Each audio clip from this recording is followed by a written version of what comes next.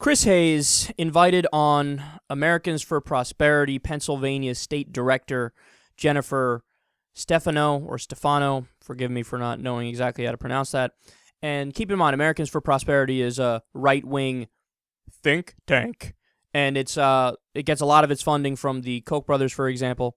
So they're pretty much looking out for billionaires because billionaires pay their bills. So they're going to debate healthcare, and things get ugly quickly. Bumping up Medicaid eligibility from 100% of poverty line to 133% of poverty line so that some working poor people can get some health insurance. What is the objection to that? Why does every conservative Republican governor oppose that? Explain that to me. Ooh, number one, not true. Plenty of Republican governors, including Tom Corbett in Pennsylvania, including the Ohio governor. There are Republican governors that have expanded Medicaid. And they are getting killed. Please. Wait a second. Do you like that? Do you spare me? Jennifer, spare me that this is a Democrat-Republican thing. No, tell me. So number one, it's not. No, I want to hear what you say. Let me finish your question. Jennifer, I want to hear what you believe. Do you believe in Medicaid expansion? I have a real problem when you talk about raising the poverty level. That's people making $94,000 a year. They're not poor. That is taking resources from the poor. The expansion of Medicaid is a moral issue, not an economic one. That's a math train wreck. It is not That's right not the Medicaid and not expansion. fair. Excuse me? It's not the Medicaid expansion. Oh, my brother, yes it is. You need to look at your facts. No. Take 133% of the poverty level in states like Pennsylvania and others, you get $94,000 a year. Now, I don't know what you consider rich, but that is an awful lot of money. I consider the poor, they do deserve a safety net. They do deserve help. And right now, Medicaid has failed those people. It is a moral issue. Do you know that people on Medicaid are Jennifer, Wait a minute, wait a second. But here's the thing. Here's the thing. People on Medicaid suffer. This is what's crazy. No. Here's what you're doing. Jennifer, here's what you're doing. Here's what you're doing. And this is precisely what I was saying in the intro. Giving you facts? No. What you are doing is you are working backwards from opposition to law. Jennifer Stefano, Americans for Prosperity, was not doing anything to get people health insurance, was not concerned about the plight of people on Medicaid, was not sponsoring bills before Congress, was not trying to get people health care. What happens now is that any part of the bill, any part of the law that can be picked apart, right, to try to destroy it, suddenly the great saviors of the working poor, people on Medicaid, are people opposed to the law. But the fact of the matter is that is not the animating thing that is making people get up in the morning and go to war against Obamacare. It's not like you care about people on Medicaid, or that's the thing that got you into politics. And I don't understand why not just be honest about it. Why this is honesty? Why not just be honest about it? You know nothing about me. You have no idea why I wake up in the morning, and you have no, excuse me, you don't know what I wake up and fight for and believe in. You know nothing about me. You know nothing about my family. So you were working on Medicaid expansion? And raised in a trailer park. You don't know what I did. And how dare you, like Harry Reid, try to undercut the voice of a woman simply because she disagrees with you. Now, you may not like where I'm coming from on public policy, but you have no right to undercut my voice. As a woman, I have fought very hard. I put you on my TV show. I'm not undercutting your voice. You are undercutting my voice because you're making it personal, saying I wake up to do this, and this is what I was not doing. You have absolutely no idea about me or my life. What do you want to see? How are you going to get people? Here's what I want. How are we going to get people health insurance? How are we going to get people health insurance? Stick to the facts. Will do. So let's start with your glaring errors. You said the Medicaid expansion is not a Democrat versus Republican issue. And also, by the way, when Chris Hayes pushed you on that and said, I want to know, okay, do you believe in the Medicaid expansion? You wouldn't answer that question. Gee, I wonder why. Could it be because you're against it? I'm not sure. Well, 25 states rejected the Medicaid expansion. Okay, 25 states. Every Democratic governor accepted it. Every single one. Only 4 Republican governors accepted it.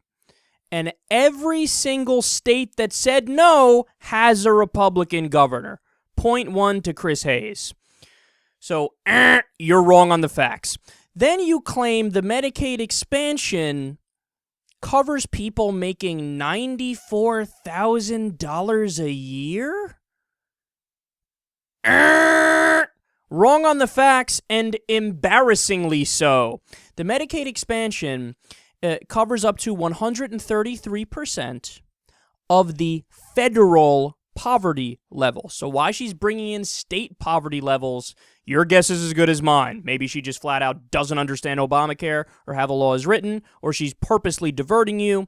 But it's 133% of the federal poverty level. So for a family of 4, that level is $23,850 a year.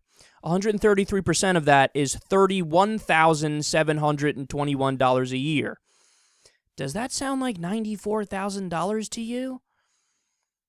It covers up to $31,721 for a family of 4. And this dumbass is saying it covers up to $94,000. And she's saying it so confidently. Like, I know I'm right, $94,000. Whoa. Check yourself before you wreck yourself.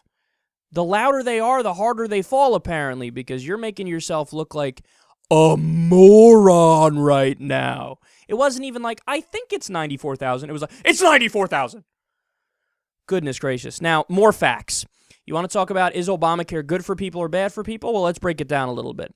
Obamacare saved 67,482 people who had pre-existing conditions and were rejected by greedy insurance companies. Now they are covered. I wonder how those 67,482 people feel. 3.1 million young adults were insured now because they can stay under their parents' health care plan until they're 26 years old. Thank you, Obamacare. 20.4 million women gained access to preventative services, like mammograms, cervical cancer screenings, and prenatal care. 105 million Americans no longer have a lifetime cap on coverage. That is huge. 105 million people, 105 million Americans, no more lifetime cap. $3.2 billion has been saved. What happened? I thought you were a fiscal conservative. On prescription drugs that were in the Medicare donut hole. Now they no longer are.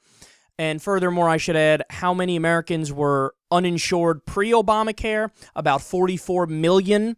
How many people died every year because they didn't have access to basic health care? 45,000. What was that number in Canada? 0. What was it in Australia? 0. Britain? 0. France? 0. Norway? 0. Denmark? 0. Iceland? 0. U.S. 45,000. That's according to a Harvard study. So you're going to sit there and arrogantly talk about Obamacare being bad? You said stick to the facts, sweetheart. I just stuck to the facts right here. And spare me. Throwing in at the end, oh, you're talking, how dare you undercut a woman? Excuse me, when did gender come into this? I missed it. I missed it when Chris Hayes said something against women and against your gender. I didn't hear anything about that. Oh, why didn't I hear about that? Oh, that's right. He didn't say anything. You brought it up out of nowhere. I mean, that was the most random thing I've ever heard in my life. It's like saying, how dare you speak against people with brunette hair? Where the fuck did anybody say anything about color of hair here? What's going on? What does that mean? How dare you speak against people wearing black shirts? I didn't say anything about people wearing black shirts. Chris Hayes didn't say anything about people wearing black shirts. But see, that's what you do when you're losing a debate.